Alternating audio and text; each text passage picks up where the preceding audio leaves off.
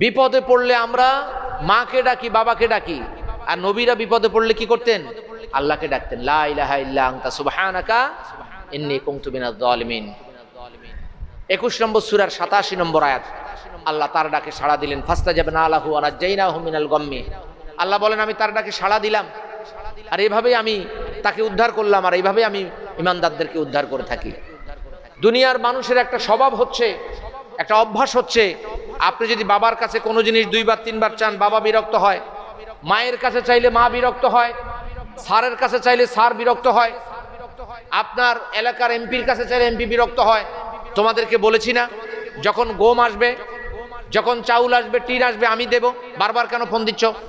চৌগাছার মানুষ ভালো না, আমি বিরক্ত হয়ে যাচ্ছি, আমার কাছে বারবার এমন চাচ্ছ কেন? এই তানজিলা গুরু স্যারের কাছে আসছেন, ঈদের দিনে গোস্ত চাইতে আসছেন, গোস্ত শেষ, আবার ফোন দিলেন, আপনারা বলছি না গোস্ত শেষ, আবার ফোন দিচ্ছেন। এই লিঙ্কন দেখো তো, এই লোক বারবার কেন ফোন দিচ্ছে? স্যার বলছে না গোস্ত শেষ, আপনি বারবার ফোন দিচ্ছেন কেন? ঠিক কিনা বলেন?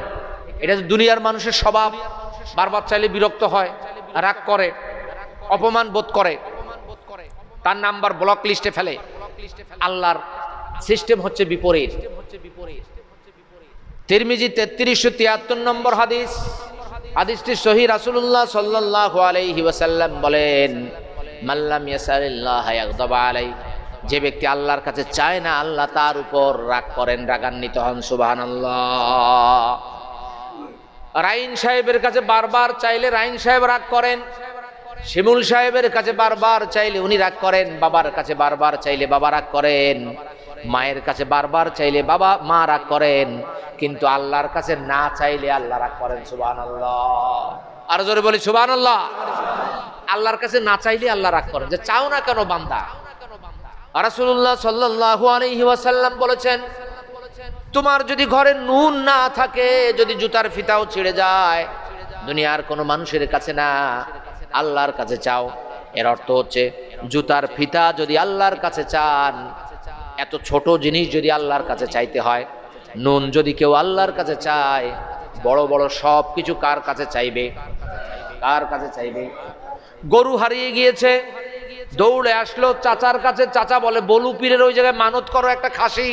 হারিয়ে গেছে গরু, মানত করছে কি? খাসি। ওই একজনের একটা বক আছে না, তো বকে একটা ফাঁদ পাচ্ছে, এখন ফাঁদ পাচ্ছে, বলতেছে আল্লাহ এই ফাঁদে যদি একটা বক বাঁধে, তাহলে আমি একটা মহিষ তোমার রাস্তায় দান করে দেব। তো সত্যি সত্যি একটা বক বেঁধে গেছে। এবার বককে ছুড়াচ্ছে আর বলছে, আল্লাহ তুমি কত বোকা, কেউ বকের জন্য কোনোদিন মহিষ দেয়?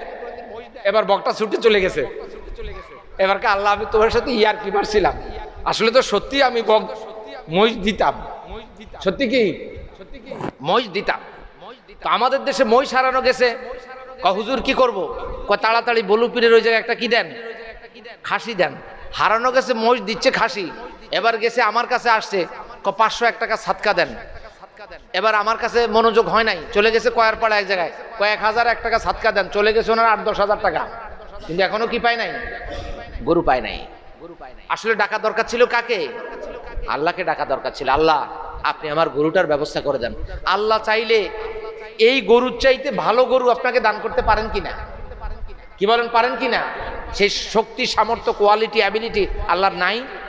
কি বলেন নাই? আপনি যাচ্ছেন কোথায়? মহিউদ্দিন সাহেবের কাছে যান তাবিজ জানার জন্য। এবার মহিউদ্দিন সাহেব, আমাদের দেশে দেখুন কবিরাজরা গনে, এইভাবে গনে গনে গনে গনে বলে, কয় দক্ষিণ দিকে যান। এবার আবার আসছে হুজুরের কাছে, হুজুর আবার আবার আবার গনতে গনতে গনতে পূর্ব দিকে যান, পূর্ব দিকে গেছে। এবার আবার গনে গনে গনে গনে কয় উত্তর দিকে যান, গনে গনে পশ্চিম। হুজুর আমার তো সব দিকে পাঠাইলেন, গরু তো কোনো দিকে পাইলাম না। হুজুরের প্রথমে কই পাঠাইছে? দক্ষিণে, পরে পাঠাইছে পূর্বে, পরে পাঠাইছে উত্তরে, পশ্চিমে, সব দিকে হুজুরে পাঠাইছে একের পর এক। দেখা গেছে যখন এমনও দেখা যায় যে কবিরাজরা পাঠাইছে দক্ষিণ দিকে, গরু পাওয়া গেছে কোন জায়গায়? উত্তর দিকে। ওই এক কবিরাজ, এই একজন কোরআন পড়ছিল, পড়তে পড়তে যে একজন 10,000 টাকা দিয়ে গেছে, তো কোরআনের পাশে থুইয়া তো উনি এভাবে উঠা চলে গেছে। আগে তো কোরআন আবার সুন্দর করে কাপড় দিয়ে বাঁধতো, এবার ওনার 10,000 টাকা কে নিল? আর পায় না। কার উপরে সন্দেহ? আমার কাজের ছেলেটা সামনে দিয়ে যাচ্ছিল, এবার কাজের ছেলে তো সবাই মারতে মারতে কবিরাজে একটু তথ্য নেয়, নিয়ে আয়না দেখে বলে কাজের ছেলে নিয়েছে, আমি দেখতে পাচ্ছি কাজের ছেলে খরচ করছে ওই টাকাটা। এখন কাজের ছেলেরে মারতে মারতে মারতে মারতে হাসপাতালে ভর্তি করে ফেলছে, হুজুরের টাকা পায় না। একদিন একজনে বলতেছে, কয় তুমি একটু কোরআন পড়ে আল্লাহর কাছে দোয়া করো। তুমি কোরআন পড়তে গেছে, খুলেই দেখে ওই 10,000 টাকা কোরআনের গোড়ায়। আমাদের দেশের কবিরাজরা এরকম করে কিনা? আসলে তারা কিছুই জানে না। নবী সাল্লাল্লাহু আলাইহি ওয়াসাল্লামের উপর জাদু করা হয়েছে। তিনি একজন নবী, তিনি শেষ নবী, শ্রেষ্ঠ নবী, আখেরি নবী, যার উপর কোরআনের মতো এত বড় কিতাব নাজিল হয়েছে, সেই নবী জানেন না তার উপরে জাদু করা হয়েছে। খাইলে বলে খাই নাই, না খাইলে বলে খাইছি। রাসূল সাল্লাল্লাহু আলাইহি ওয়াসাল্লাম উল্টাপাল্টা আচরণ করা শুরু করলেন। নবী বলতে পারেন না, আর কয়ার পাড়ার কবিরাজ হাত দেখে তুলা রাশি, এই রাশি সেই রাশি, বলতেছে যে তাবিজ পোতা হয়েছে আপনার ঘরের একটা পৈটোর পরে, তো পৈটোটাও ভাঙা হয়েছে, কেউ তাবিজ খুঁজে পায় না। হুজুরে যে হাত দিয়ে কয় দেখেন তাবিজ। আসলে তাবিজ কোথায়?